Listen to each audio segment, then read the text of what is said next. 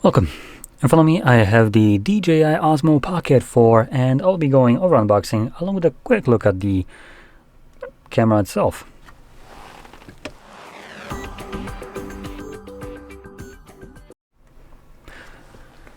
Okay, so I stumbled there for a moment because I wasn't really sure how to even classify this at this point, as it's a gimbal action cam almost slash basically normal camera at this point. No, that didn't work. Let's try to cut our way. There we go. Now, I want to start off by actually mentioning one thing, which, just for people that might be watching this, obviously, could potentially be useful information. I dislike DJI, generally.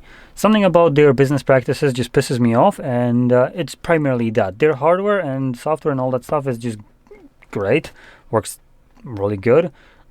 They offer pretty solid device right here, at least from what I can see. But there's going to be one thing that I have a massive problem with, and I'll get to that once we actually can see it here.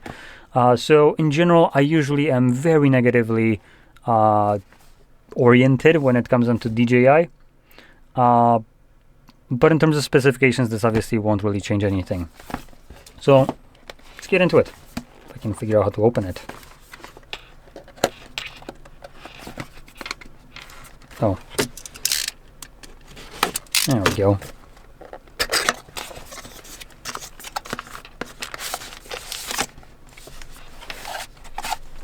So that's everything there is in the box. So here we have a pouch, which I like to see. DJI does this, I think, with everything, where they include anything that you buy in this kind of pouch. Just bring up a little bit more light so you can see the texture of it. It's pretty soft, nice.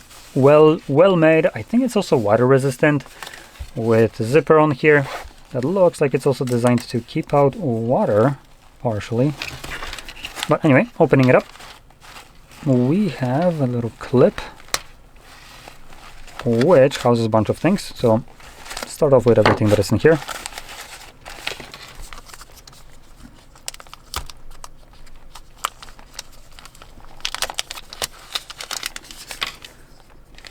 So it looks like this is a something that you can just plug in so you can continuously deliver power while having it mounted to some kind of tripod with the thread at the bottom.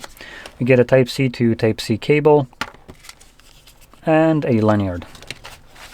Now below that, I have in here also the little moisture absorbing pouch, and obviously the camera itself, gimbal. Honestly, I have no idea what to classify it as. It's many things in one. So there we go. Really compact, by the way. So on my hand, you can see this is just how much space it takes. And here is an S25 Samsung, which is very close in terms of height of it. But I can probably guarantee that it will do way better job at capturing videos compared to what we have right here, or what I have right here. Samsung, at least the S25, the poor man's version of it, is an absolute insult to what Samsung classifies as a flagship phone. Anyway, let's peel that off. And we can, what is it? Okay, so I just twist this, like so. So there's a magnet in here that keeps it, I guess, in place. Okay, remove. Okay, I guess I'm gonna do that. Okay. Remove before use. Okay, surely will. Anything else to remove? Nope. Oh, it automatically turns on when you flip it. Okay. Now, here comes the thing that I am butthurt about, that I would be crashing out usually. We're gonna select language, English. Yep. Oh, whoa. The camera, you can use it, but only 5 times if you don't connect it to an application. Let's slide it. Confirm, start, and I just close this because it doesn't really matter. Hello, can you like just work? Oh, for God's sakes, yes, I know how to use a touch display. Come on.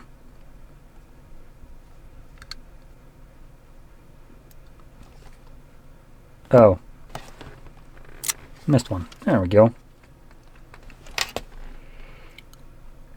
So you can see right now it's working.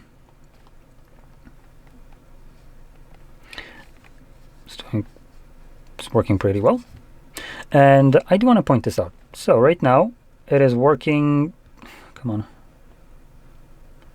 It is working just fine without needing to connect to anything. I can record to it. I can do just fine everything that I would need to do on it. And I can only do it 5 times. Now that's where my problem comes. That's where I am crashing out about DJI. That's where I hate it. So let me just first explain why I find this very important and why I am specifically crashing out about it. So you buy this for $500. This device out of the box is proving to you it works just fine without needing to connect to any bullshit. And it's gonna work pretty goddamn well without a problem. It's gonna offer you everything that you need from it to use it fully, right? So it's just DJI forcing you to download their application so they can mine your data off of your phone. Now, this is just potentially my speculation, but let's be honest, there's no other reason for a corporation to want to require you to use an application if the device is proven that it works fine without it. And this wouldn't be also as bad. It's bad, but it wouldn't be this bad if not for the fact that in recent timing, companies, which not DJI, not yet at least, have been changing the terms of purchase after the purchase. Now, by them having a control over how you can use this device by forcing you to have this device connected to your phone, they can force an update to an application that will prevent you from using certain features on this device because you need to have it connected to an application. And companies have started doing this. For instance, Sony has done this. Samsung has done this. So, there's nothing really stopping DJI from doing this in the future other than maybe integrity. But integrity is there as far as, money is. The moment money starts to roll in a little bit slower, that integrity changes real fucking quick. So that's kind of where my massive problem with this comes. This device out of the box proves that it can run just fine, but it refuses it out of principle over when you use it more than 5 times. Like total. This is not like in a row. This is just total. You can only do it 5 times, and afterwards you can go screw yourself. So anyway, and with that out of the way, let's take a look at what the actual device offers, because what it offers is actually pretty damn good. So 14 stop dynamic range, which is not really sure how it's really dealing with this, other than probably exposure. But then it's not really it's not really stop. In any case, 1-inch CMOS sensor that apparently offers 4K up to 240 frames, which is pretty damn good. 10-bit D-Log recordings, 3-axis stabilized and rotatable touchscreen. Sorry, 3-axis stabilization and rotating touchscreen, as in separately. It's not referring to the touchscreen itself.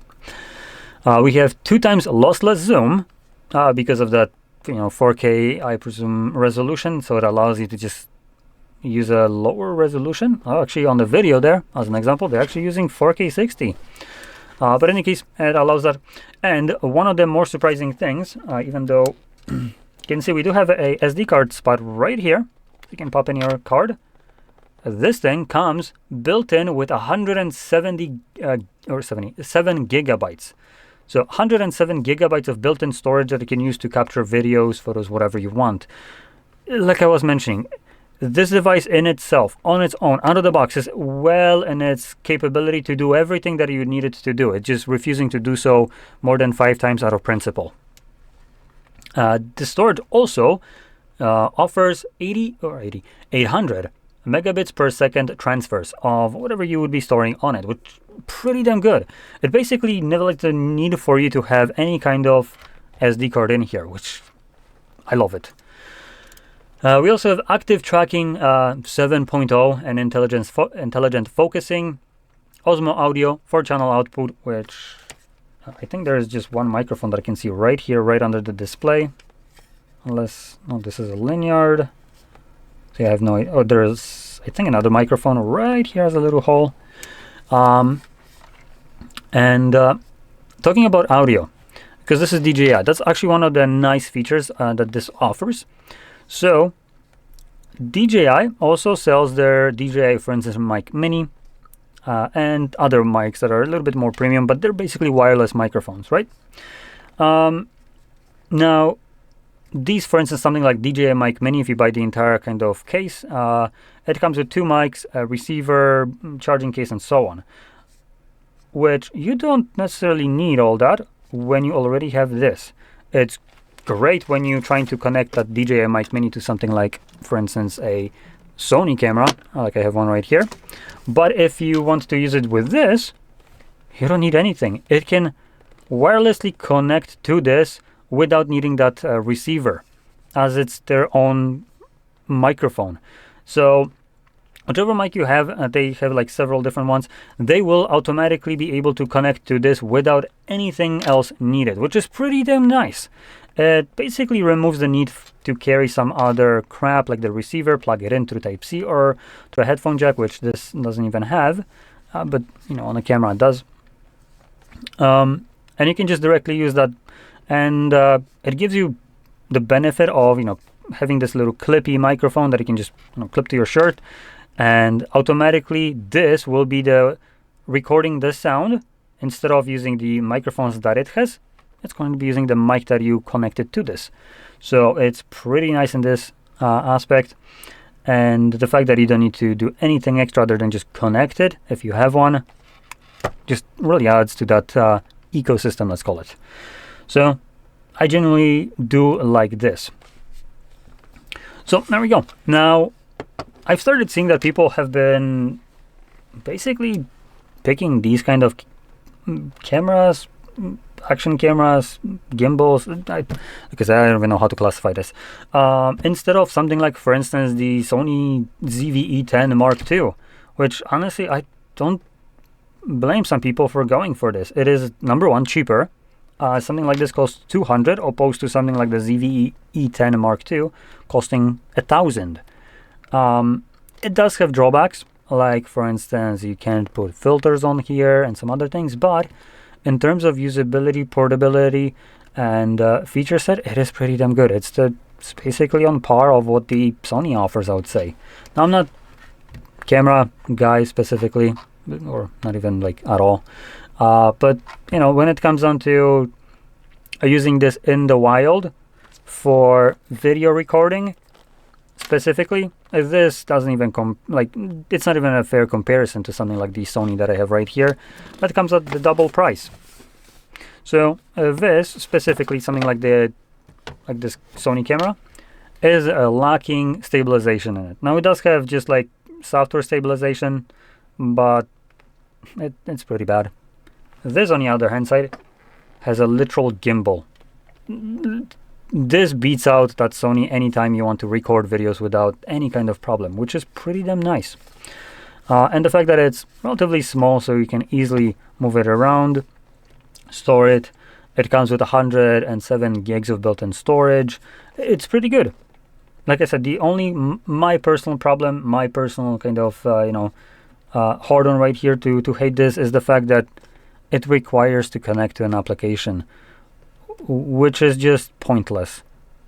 And I genuinely hate sharing my data, especially when you need to pay for this. It's something that you paid, and cool, it works, but you still need to download an application on your phone so DJI can gather data so they can sell it, which you already paid for this, $500. So anyway, that's kind of where I'm coming from. Still, like I was saying this throughout the video, great device. And if you're looking for a portable gimbal, camera, action cam, something like that, this is pretty fantastic. Specifically, also if you already have DJI microphones, stuff like that, that's going to be even better pickup. Now, I do want to add one thing, just in case. For recording videos like stationaries, talking head or stuff like that, doesn't really matter which one you go for, really. As the benefit of a gimbal in a stationary shot kind of disappears. It's on a tripod, usually not moving, so you don't really need that. But having a replaceable or changeable lenses, while also additional ability to add filters on there, and just expand it and tweak whatever kind of shot you want to take, might be more beneficial to go with like that, like I was kind of bringing up that Sony camera, instead of something like this. This is lacking the filters, lacking changeable lenses and stuff that would kind of give you a bit more versatility out of it. And those DJI mics that I was talking about, the reason I'm kind of talking and comparing this partially to the Sony camera that I have right here under my hand is because Sony offers a little hot shoe adapter that allows you to just plop that receiver that you get with something like DJI Mic Mini, plop it into that hot shoe and not need a cable, and it connects through that. So potentially kind of works similar to this, additional steps and hardware needed, but it gives you similar kind of usability. So yeah, anyway, that's about it. So if you found this very helpful, from a person that possibly knows very little about this, then don't forget to smash like, subscribe, and thanks for watching.